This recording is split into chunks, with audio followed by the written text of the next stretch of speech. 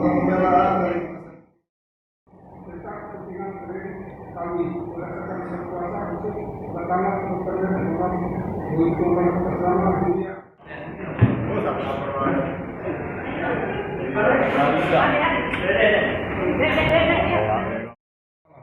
Mawardi Mangkualam sebagai kuasa hukum. Siapa nama terdakwa?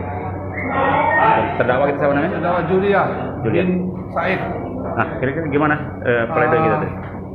Menurut saya seorang penasihat hukum sangat kecewa terhadap jaksa penuntut umum saudara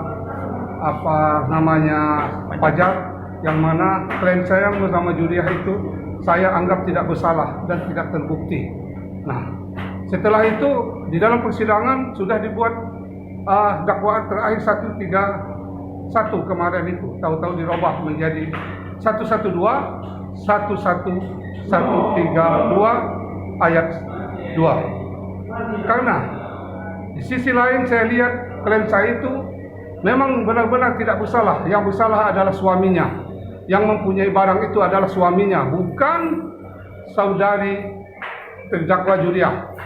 Untuk itu saya sebagai penasihat hukum daripada Julia sangat kecewa terhadap jaksa yang tidak ada peri kemanusiaan terhadap masyarakat.